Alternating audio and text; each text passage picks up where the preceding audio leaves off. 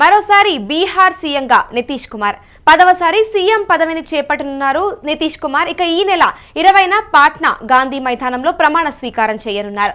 Bihar BJP అధ్యక్షుడు దిలీప్ జైస్వాల్ ప్రకటించారు. ప్రమాణ స్వీకారానికి హాజరు కానున్నారు ప్రధాని నరేంద్ర మోదీ. బీహార్ అసెంబ్లీ ఎన్నికల్లో ఎన్డీఏ కూటమికి హ్యాట్రిక్ మెజారిటీ లభించింది.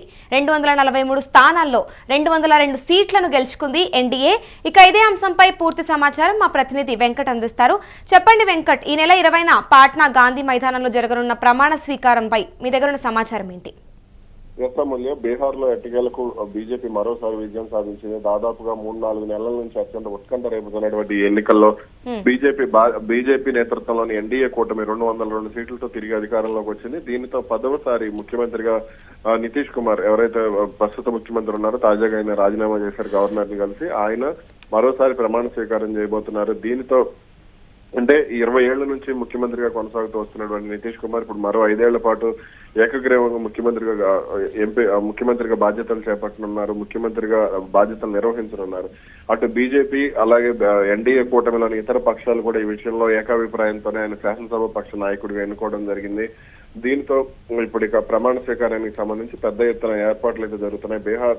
బీహార్ రాజధాని పాట్నాలోని గాంధీ మైదానంలో నితీష్ కుమార్ మరోసారి ముఖ్యమంత్రిగా ప్రమాణ స్వీకారం చేయనున్నారు. దీనికి సంబంధించి ఎన్డీఏ పాలిత ప్రధానమంత్రి నరేంద్ర మోడీ, హోంమంత్రి అమిత్ షాతో పాటుగా పలువురు కేంద్ర మంత్రులు, అదేవిధంగా ఎన్డీఏ పాలిత ముఖ్యమంత్రులు, అలాగే ఎన్డీఏ పాలిత రాష్ట్రాల్లోని కీలక నాయకులు వీళ్ళందరూ కూడా హాజరయ్యే అవకాశాలు అయితే కనపడుతున్నాయి. ఇప్పటికీ ఏపీ సీఎం చంద్రబాబుతో పాటుగా అలాగే మరికొంతమంది ఆ ఎన్డీఏ ముఖ్యమంత్రులందరూ కూడా, ఉప ముఖ్యమంత్రి పవన్ కళ్యాణ్ వీళ్ళందరూ కూడా హాజరయ్యే అవకాశాలు అయితే కనపడుతున్నాయి. అటు మంత్రి నారా లోకేష్ కూడా ఎన్నికల ప్రచారంలో పాల్గొనడంతో ఆయనకు కూడా ఆహ్వానం పలికే అవకాశం అయితే కనపడుతుంది. ఇక కొత్త మంత్రులు ఎవరెవరు ఉంటారు, ఎవరికి ప్రాధాన్యత లభిస్తుంది అనే దానిపై అయితే ప్రస్తుతానికి ఉత్కంఠ నెలకొంది. మరి ప్రస్తుతం ఇప్పుడు ఎన్డీఏ 202 సీట్లు ఏవైతే గెలుచుకుందో దాంట్లో నితీష్ కుమార్ నాయకత్వం ఎంత కీలక పాత్ర పోషించిందంటారు?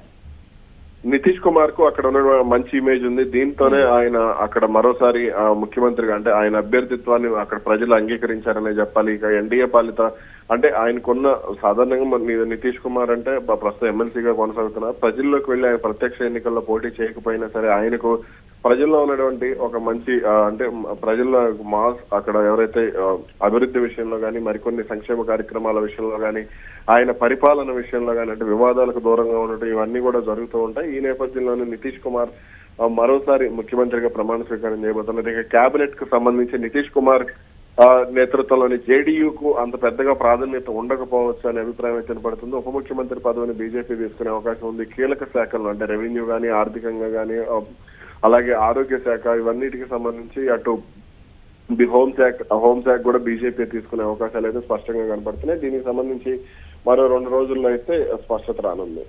మరి ఇప్పుడు 10వసారి అయితే బాధ్యతలు చేపట్టనున్నారు నితీష్ కుమార్. మరి నితీష్ కుమార్ నేతృత్వంలో బీహార్ కు కొత్త మార్పులు వచ్చే అవకాశాలు ఏమైనా ఉన్నాయంటారా? అక్కడ కొత్త మార్పులు అంటే ఏం చెప్పలేము. వాస్తవానికి మన తెలుగు రాష్ట్రాలు లేదంటే ఇప్పుడు మన దక్షిణాది రాష్ట్రాలతో పోలిస్తే బీహార్ లో ముఖ్యమంత్రిగా సుదీర్ఘకాలం కొనసాగినా సరే, ఒడిశాలో సుదీర్ఘకాలం ముఖ్యమంత్రిగా ఉన్నారు. అలా ముఖ్యమంత్రిగా బీజు జనతాదళానికి సంబంధించి నవీన్ పట్నాయక్ ఉండేవారు. అలాగే పశ్చిమ బెంగాల్లో కూడా సుదీర్ఘకాలం పాటు కమ్యూనిస్ట్ పార్టీ పరిపాలించింది. కానీ సమూల మార్పులు అయితే పెద్దగా రాలేదు. ఒక గుజరాత్ లోనే కొద్దిగా సమూలమైన మార్పులు వచ్చాయి. మన తెలుగు రాష్ట్రాల్లో సమూలమైన మార్పులు వచ్చాయి సుదీర్ఘకాలం పాటు ముఖ్యమంత్రిగా కొనసాగిన వారికి. కానీ బీహార్ లో మాత్రం ఇప్పటి వరకు ఐటీ రంగం విషయంలో కానీ, అలాగే అక్కడ ప్రజలకు ఉపాధి కల్పించే విషయంలో కానీ పెద్దగా దృష్టి పెట్టడం లేదు. దీనితోనే అక్కడ ప్రజలు పెద్ద ఎత్తున దేశవ్యాప్తంగా కూడా కార్మికులుగా మారుతున్నారనే విమర్శలు కూడా ఉన్నాయి. దీన్నే ఆర్జేడీ కాస్త ప్రజల్లోకి బలంగా తీసుకెళ్లే ప్రయత్నం చేసింది. నిరుద్యోగ సమస్య బీహార్ లో ఎక్కువగా ఉంది. వ్యాపారులు వీళ్ళందరూ కూడా ఇబ్బందులు పడుతున్నారు. అంటే నితీష్ కుమార్ 20 ఏళ్లు ముఖ్యమంత్రిగా ఉన్నా సరే ఐటీ నిపుణులను తయారు చేసే విషయంలో పెద్దగా దృష్టి పెట్టలేదు. అలాగే అక్కడ క్షేత్రస్థాయిలో అంటే మామూలుగా గ్రామీణ ప్రాంతాల్లో మౌలిక సదుపాయాల వసతుల కల్పన మీద కూడా ఆయన పెద్దగా దృష్టి పెట్టలేదనే విమర్శలు అయితే ఉన్నాయి. మరి ఈసారి అయినా అంటే పెద్ద ఎత్తున మొన్న జరిగినటువంటి ఎన్నికల్లో గెలిపే లక్ష్యంగా పెద్ద ఎత్తున హామీలు అయితే ఇవ్వడం జరిగింది. మరి ఆ హామీలను ఆయన ఎంతవరకు నెరవేరుస్తారు ఏంటనే చూడాలి. మరి ఇప్పుడు ఏదైతే ఎన్డీఏ కూటమి హ్యాట్రిక్ మెజారిటీ లభించిందో దీనిపై బీహార్ ప్రజలు ప్రభుత్వంపై ఉన్న నమ్మకంగానే చూడాలంటారా? ఖచ్చితంగా. ఎందుకనంటే ఇప్పుడు ప్రధానమంత్రి నరేంద్ర మోడీ నాయకత్వాన్ని ముందుగా అంగీకరించారు. ఆ తర్వాత నితీష్ కుమార్ నాయకత్వాన్ని కూడా ముందుగా అంగీకరించారు అనే విషయాలు స్పష్టంగా అర్థమవుతుంది. ఈ ఎన్నికల్లో ఓటు చోరీ అంశంతో పాటుగా పలు కీలక అంశాలను పదే పదే టార్గెట్ చేస్తూ వచ్చినా సరే అది పెద్దగా ఫలితాన్ని ఇవ్వలేదు అనే అభిప్రాయం అయితే ప్రజల్లో బలపడింది. అదేవిధంగా ముఖ్యంగా తేజస్వి యాదవ్ నాయకత్వానికి సంబంధించి కొంత వ్యతిరేకత అయితే ఉంది. ఆయన మానసిక పరిస్థితికి సంబంధించి, అదేవిధంగా వ్యక్తిగత అంశాలకు సంబంధించి కూడా అక్కడి ప్రజల్లో కొన్ని భిన్నాభిప్రాయాలు ఉన్నాయి. దీంతోనే ఇండియా కూటమి విజయం సాధించలేదు, మహాగఠబంధన్ విజయం సాధించలేదు అనేది స్పష్టంగా అర్థమైంది. మరి నితీష్ కుమార్ తనపై మరోసారి బీహార్ ప్రజలు పెట్టడం నమ్మకాన్ని ఏ విధంగా నిలబెట్టుకుంటారనేది చూడాలి. మరి ఇప్పుడు ఈ కొత్త టర్మ్ లో నితీష్ కుమార్ మేజర్ గా ఫోకస్ చేయాల్సిన సమస్యలు ఏమైనా ఉన్నాయంటారా? ఖచ్చితంగా మనం బీహార్ చూస్తే బీహార్ లో పెద్ద అభివృద్ధి అనేది కనపడదు. నితీష్ అయితే గతంలో కంటే కూడా లాలూ ప్రసాద్ యాదవ్ ముఖ్యమంత్రిగా ఉన్న సమయంలో బీహార్ లో కాస్త ఈ రౌడీయిజం, ఈ గ్యాంగ్స్టర్లు, లేదంటే ఈ నాటు తుపాకులు, ఇవన్నీ కూడా మన నాటు తుపాకులు అంగడి సరుకులాగా దొరికే పరిస్థితి ఉండేది అప్పట్లో. కానీ ఆ పరిస్థితిని అంతటినీ కూడా నితీష్ కుమార్ క్రమంగా మారుస్తూ రావడంలో సక్సెస్ అయ్యారనే చెప్పాలి. ఇక ఇప్పుడు గ్రామీణ ప్రాంతాల్లో మౌలిక సదుపాయాలు అభివృద్ధి మీద ఆయన దృష్టి పెట్టాలి. అదేవిధంగా నిరుద్యోగ సమస్య మీద ఎక్కువగా దృష్టి పెట్టాల్సిన అవసరం ఉంది. నిరుద్యోగ సమస్య బీహార్కు అత్యంత ప్రధాన సమస్యగా చెప్పుకోవచ్చు. ఎందుకంటే మన తెలుగు రాష్ట్రాల్లో కూడా బీహార్ కార్మికులు ఎక్కువగా ఉంటారు. నిర్మాణ రంగంలో కానీ, రోడ్లు పోసే విషయంలో కానీ, ఎక్కడన్నా సరే కీలకంగా వాళ్లే కనపడుతుంటారు. వాచ్మెన్లుగా వాళ్ళంతా కూడా వాళ్లే ఎక్కువగా ఉంటారు. అలాగే సెక్యూరిటీ గార్డులుగా కూడా కొంతమందిని కొన్ని ఏజెన్సీలు నియమించుకుంటూ ఉంటారు. అది కూడా వాళ్ళు బీహార్కి చెందిన యువకులు ఎక్కువగా ఉంటూ ఉంటారు.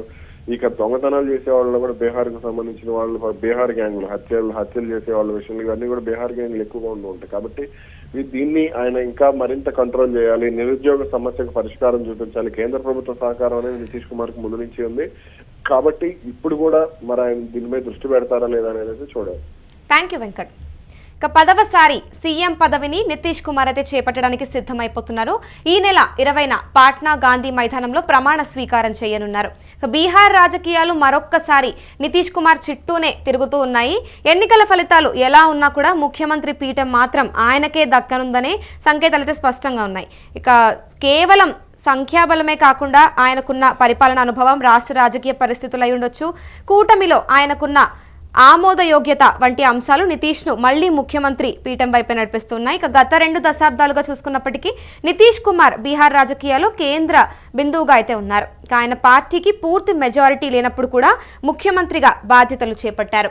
ఇక బీహార్ బీజేపీ అధ్యక్షుడు దిలీప్ జైస్వాల్ అయితే ఈ ప్రమాణ స్వీకారం గురించి అయితే ప్రకటించారు. ప్రమాణ స్వీకారానికి ప్రధాని నరేంద్ర మోదీ కూడా హాజరు కానున్నారు. బీహార్ అసెంబ్లీ ఎన్నికల్లో ఎన్డీఏ కూటమికి హ్యాట్రిక్ మెజారిటీ అయితే లభించింది. 2,243 స్థానాల్లో 202 సీట్లను గెలుచుకుంది ఎన్డీఏ కూటమి.